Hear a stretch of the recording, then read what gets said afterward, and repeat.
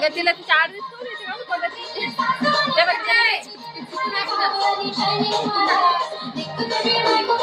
ते.